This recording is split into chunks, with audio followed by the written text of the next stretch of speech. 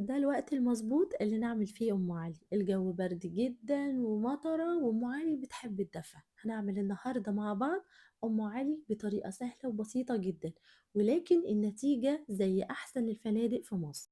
الطعم كريمي وغني جدا ومستحيل تبقى ناشفة وتشرب اللبن بتاعها.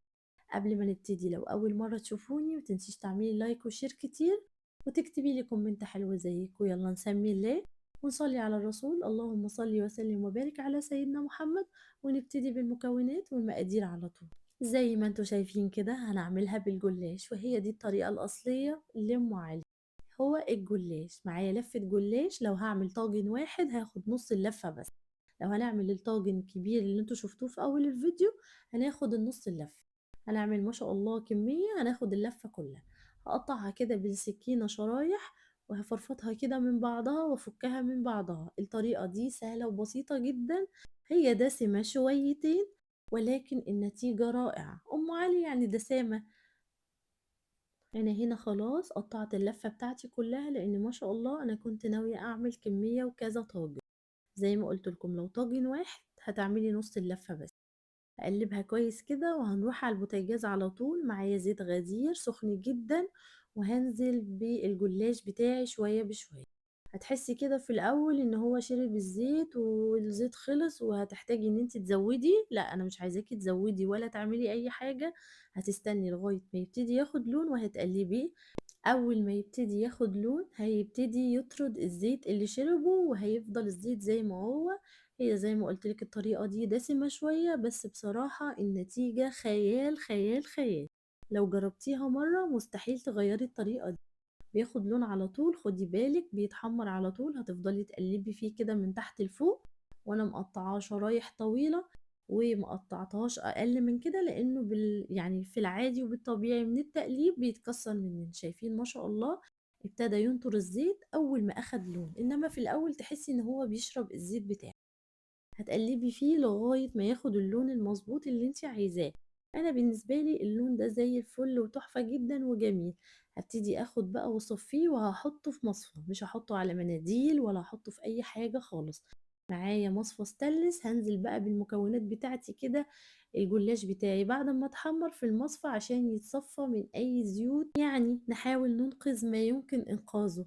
بالشكل ده خلاص انا هخلص الكمية ونشوف هنعمل ايه بعد كده. انا معايا هنا اللبن الحليب اللي انا هستعمله. لو انت هتستعملي نص لفة جلاش فانت هتستخدمي حوالي كوبايتين ونص من اللبن الحليب. انا مستخدمة طبعا كمية كبيرة علشان زي ما قلتلك انا مستخدمة اللفة كلها. ونزلت هنا بكوباية كبيرة من السكر الحبيبات. طبعا السكر ده حاجة كده ترجع لذوقك زي ما تحبي. هتدوبي السكر وتدوقي اللبن وتشوفي طعمه بالنسبة لك مقبول أو لأ. يعني هتزودي بالتدريج، بلاش تنزلي بكمية كبيرة مرة واحدة علشان ما يبقاش مسكر مننا قوي. هنعمل ايه في اللبن الحليب؟ انا مش هغليه، انا هسخنه لدرجة الحرارة اللي هي قبل الغليان. هتفضلي تقلبي فيه كده لغاية السكر ما يدوب. بعدين قبل الغليان هنطفي. بس ده شكل الجلاش بعد ما حمرناه وتصفى كويس جدا جدا، والزيت الزيادة نزل في الطبق اللي تحته. هنجيب بقى الطاجن بتاعنا اللي احنا هنعمل فيه ام علي. هنزل بالكمية بتاعتي زي ما قلت لك. الطاجن ده بياخد نص لفة جلاش، ما شاء الله بياخد نص اللفة كاملة. هنزل بقى بالكمية بتاعتي اللي على قد الطاجن. ما شاء الله الجلاش كان مقرمش جدا وخفيف. والله انتوا تحسوها دسمة جدا بس هي مش دسمة لتحمير الجلاش، هي دسمة للإضافات اللي احنا هنضيفها بعد كده. لو لسه مكملة معايا الفيديو لحد هنا يلا روحي اعملي لايك وصلي على الرسول عليه أفضل الصلاة والسلام في الكومنتات، واكتبيلي كده بتتابعيني من أي بلد.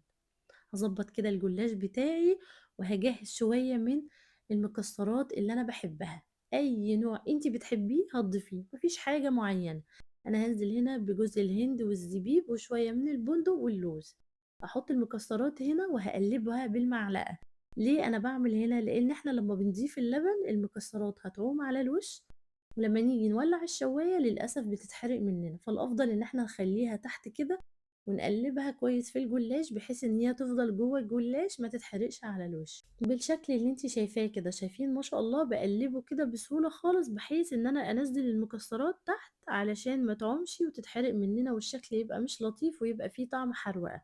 أي نوع مكسرات بتحبيه، حتى لو بتحبي فول سوداني حطيه. هي أم علي بالطريقة دي تجنن.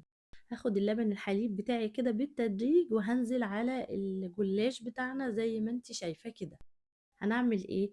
من نجاح ام علي ان هي ما تبقاش ناشفة جدا وشاربة الحليب بتاعها، وفي نفس الوقت ما تبقاش مميمية خالص. يعني احنا هتشوفي دلوقتي مستوى اللبن اللي احنا حاطينه. المفروض بعد التسوية المستوى بتاع اللبن ده ينزل للنص، يبقى للنص كده. انتي معاكي ام علي مظبوطة وزي الفل كده، تمام وزي الفل. خلاص انا ما عدتش هزود لبن ولا اي حاجة. في شوية اضافات بحب اضيفها لو متوفر عندي. احيانا بضيف كريمة خفق بتكون طعمها حلو جدا وبتدي طعم حلو قوي لأم علي، بس انا هنا مش عندي، فانا هساوي كده الصينية بتاعتي او الطاجن وهزود بس القشطة. القشطة هتقوم بكل حاجة بسيطة كده علشان الدايت، يعني معلقتين تلاتة كده على الوش عشان يظبطوا القوام ويظبطوا الطعم. حاجة بسيطة عشان الدايت، يعني ما تكتريش ما تكتريش. شايفة بالشكل ده كده هننزل عليها على الوش. مش هنقلبها فيها ولا اي حاجة، انا هستعملها كده على الوش بس خلاص. وهتدخل بقى فرن سخن على الرف الأوسط اللي في النص 10 دقايق في الرف الشبكي. هنولع الفرن 10 دقايق وبعد كده هنشغل الشواية. احنا مش بنسويها التسوية اللي انتي متخيلاه. هي أول بس يدوب اللبن يعمل بقليل كده ويغلي شوية، خلاص هتقومي مطفية على طول ومشغلة الشواية عشان تاخد لون. مش بتاخد وقت خالص في التسوية. هنعمل مع بعض كمان شوية طواجن كده صغيرة. ما شاء الله الكمية دي عملت لي 4 طواجن، والطاجن الكبير اللي في الوش ده على الفرن على طول. مش بتاخد اي وقت خالص. في ناس بتشغل الشواية بس ومش بتحطها في الفرن، ده طبعا حاجة ترجعلك. بس هي الطريقة دي تجنن بجد. انا عايزاكم كلكم تجربوها بالجلاش. لا تقولي لي بقى كرواسون ولا تقولي لي اي نوع من الانواع المختلفة. شايفين ما شاء الله الجمال؟ تحفة وتجنن جدا، طعمها حلو ودايبة كده دوبان وكريمي وحاجة في منتهى اللذاذة. تعالوا نشوف كده مع بعض وهي لسه سخنة. انا هوريكم وهي لسه سخنة طالعة من الفرن وهي لسه يعني الطاجن برد شوية وقعد ساعة كده، والشكل عامل ازاي ما شاء الله. ما شربتش اللبن الحليب بتاعها خالص، يعني كريمي وفي نفس الوقت فيه شوية لبن تحت كده طعمهم جميل كده. ما شاء الله تجنن تجنن بجد. الطريقة دي هتعتمديها بعد كده في ام علي. انسي بقى الطرق التانية واعتمدي الطريقة دي. شايفين ما شاء الله شكلها يجنن ازاي، والقشطة على الوش مخلية الطعم والتست بتاعها في حتة تانية.